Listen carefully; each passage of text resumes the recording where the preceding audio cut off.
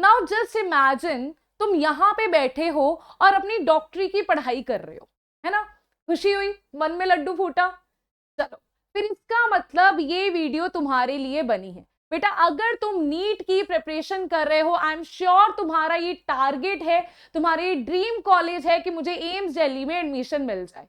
तो एम्स दिल्ली में एडमिशन कैसे लेनी है, क्या क्या स्ट्रैटेजीज फॉलो करनी चाहिए, कौन कौन सी गलतियां आपको नहीं करनी है, और कैसे आपको बेटा फोकस्ड रहना है, और एक एक्स फैक्टर जो आपको एक एवरेज स्टूडेंट से एक टॉपर में बदल देता है, वो सारी चीजें आज हम डिस्कस करने वाले हैं। सो सेशन को लाइक कर दो, चैनल को सब्सक्राइब कर दो। सबसे पहले बच्चा डिस्कस करते हैं, मैम ऐसा क्या बड़ी बात है, वाई एम्स दिल्ली, वाई सो। तो बेटा पहली बात है, एनुअल फीस सिर्फ और सिर्फ मात्र 6,080 रुपए। क्या होते हैं बेटा ये, ठीक है। कोई भी मिडिल क्लास, कोई भी गरीब घर का बच्चा भी डॉक्टर बनने का सपना देख सकता है। सिर्फ डॉक्टर बनना सिर्फ और सिर्फ अमीरों का खेल नहीं है। ये एम्स दिल्ली आपको प्रूव करता है कि भैया अगर तुम्हारे पास हार्डवर्क है, तुम डेडिकेशन दिखा सकते हो, तुम डिसिप्लिन्ड हो, तुम इतनी सारी जनता में से जीत के यहाँ पे एडमिशन लेके आ सकते हो, तो हम आपको डॉक्टर बनाएंगे। ये आपको एम्स दिल्ली बोलता है, राइट। तो आप भी बेटा डॉक्टर बन सकते हो। हमेशा खुद पे विश्वास रखना है। अगर तुम्हें खुद पे विश्वास है तो तुम जरूर हासिल कर सकते हो उस चीज को। तुम्हारी मैनिफेस्टेशन में कितनी पावर है ये तुम सोच भी नहीं सकते। और बेटा दूसरी बात है यहाँ पे वैल्यू फॉर डिग्री, ठीक है। अगर आप बेटा एक बार एम्स दिल्ली से कर लेते हो ना अपनी डिग्री डॉक्टर की, भैया तुम्हें इतने बढ़िया बढ़िया पहले तो पैकेजेस मिल जाएंगे, और पोस्ट एमडी करने के लिए, स्पेशलाइजेशन करने के लिए तुम्हें कोई दिक्कत नहीं आएगी। तुम्हारी नॉलेज इस लेवल तक बढ़ जाएगी। और बेटा आपको हमेशा प्रेफर किया जाता है जब आप ऐसे प्रेस्टिजियस कॉलेज से अपनी डिग्री करते हो, चाहे वो कोई भी डिग्री हो। और हम तो यहाँ पे डॉक्टर लेवल की डिग्री की बात कर रहे हैं, राइट, ओके। चलो बेटा, now why ma'am this is so difficult, ये इतना ज्यादा डिफिकल्ट क्यों बन चुका है बेटा? सीट्स बहुत कम है, ठीक है, सीट्स बहुत कम है। इतनी ज्यादा जनता पेपर दे रही है, हर जनता चाहती है कि वहीं पे जाना है, एम्स दिल्ली में जाना है, बट बेटा हर किसी को तो नहीं लेके आ सकते वो, ठीक है। इतने अगर वो इजी, इतने ज्यादा सस्ते में अगर वो डिग्री दे रहे हैं, वो इतनी इजी तो नहीं करेंगे। कंपटीशन का लेवल तो बहुत बड़ा होगा।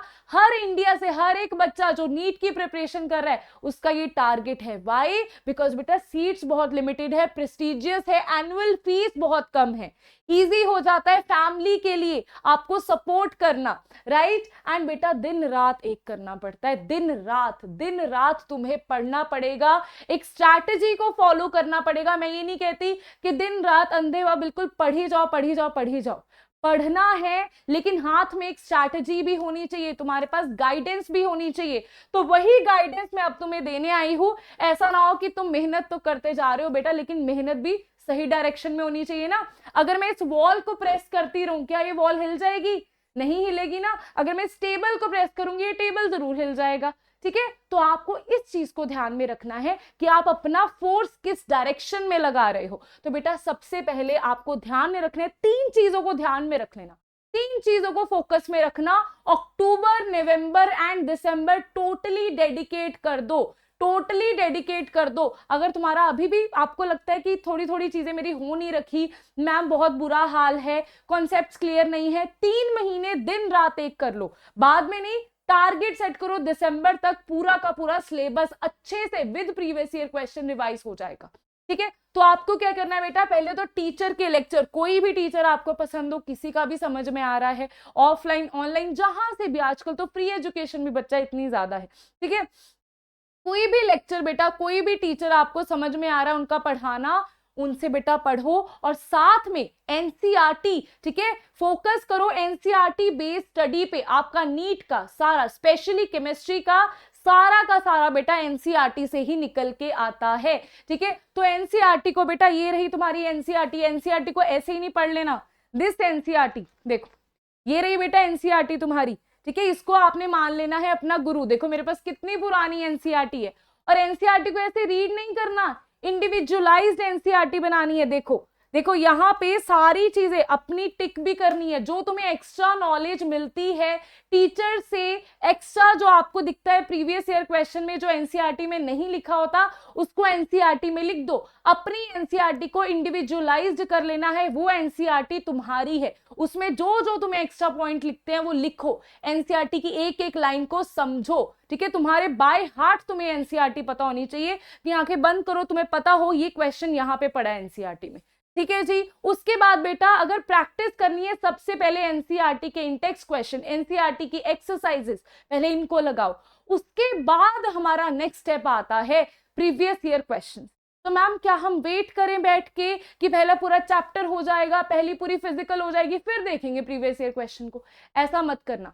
मैं बेटा डेली एनसीईआरटी की क्लास भी लेती हूँ, अगर आपको वहां पे आना है वहां पे आके समझो, और साथ में अगर आपकी एनसीईआरटी हो चुकी है आपको प्रीवियस ईयर क्वेश्चन प्रैक्टिस करनी है, या तो आप खुद कर लो, ये डेडिकेशन रखो, खुद करो बेटा। कोई भी पब्लिकेशन आपको सूट करती है प्रीवियस ईयर क्वेश्चन की आप कर सकते हो, कोशिश करना उसमें टॉपिक वाइज दिए हो, ठीक है, कोशिश करना आपके पास टॉपिक वाइज दिए हो। मेरे पास आपके पास आई हैव दिस, मेरे पास इस टाइम यहाँ पे दिख नहीं रही है, I have this Arihant publication की, आपके पास कोई भी पब्लिकेशन की लास्ट 35 इयर्स की आपके पास अगर प्रीवियस ईयर क्वेश्चन है उनको टॉपिक वाइज, जैसे आज मैंने पढ़ा वीबीटी एंड सीएफटी, आज मैं रात को वीबीटी एंड सीएफटी के सारे प्रीवियस ईयर क्वेश्चंस कर लूंगी, ठीक है। ये आपको देखना है, ये टारगेट आपको सेट करना है। उसके बाद बेटा डेली जब आप प्रीवियस ईयर क्वेश्चन भी साथ में कर रहे हो, एनसीईआरटी के भी क्वेश्चन साथ में कर रहे हो, कोई दुनिया की ताकत तुम्हें रोक नहीं सकती है नीट को क्रैक करने में और बहुत बहुत बढ़िया रैंक हासिल करने में, अगर ये दो चीजें तुम्हारी मुट्ठी में है। अभी तीसरी चीज बेटा आती है अपने पैनिक, जो पैनिक स्टेट में चले जाते हो, एंजाइटी में चले जाते हो, आता सब कुछ है बट बेटा डर जाते हो एग्जाम में जाके, तो आपको ये तीसरी चीज उसी के लिए होती है मॉक टेस्ट, ठीक है। मॉक टेस्ट आपको करने हैं, आपको टेस्ट सीरीज लगानी है, पहले चैप्टर वाइज मॉक टेस्ट लगाने हैं। उसके बाद बेटा तुम्हें धीरे धीरे करके जब सारी फिजिकल हो जाए, इनऑर्गेनिक हो जाए, ऑर्गेनिक हो जाए, आपको पूरे के पूरे सिलेबस के मॉक टेस्ट लगाने हैं, ताकि आप स्टॉप वॉच साइड पे रखनी है, उसके अकॉर्डिंग उसके बाद टेस्ट एनालिसिस भी करना है कि कहाँ कहाँ गलत हुए, कहाँ कहाँ सही हुए, फिर अपनी मिस्टेक्स को अपने शॉर्ट नोट्स में इंक्लूड करना है।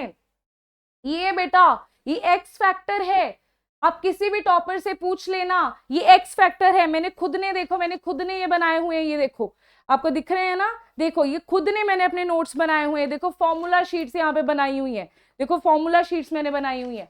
तो बेटा अगर आपके पास ये पावर है ना, अगर आपने टॉपर बनना है, रैंक होल्डर बनना है, ठीक है, तो बेटा आपको ये पावर चाहिए, the power of short notes. आपने एक बार सारी एनसीईआरटी पढ़ ली, शॉर्ट नोट्स बना लो, रिवीजन करी, यहां गलती हुई प्रीवियस ईयर क्वेश्चंस में, मैंने फिर से प्रीवियस ईयर क्वेश्चन लगाए।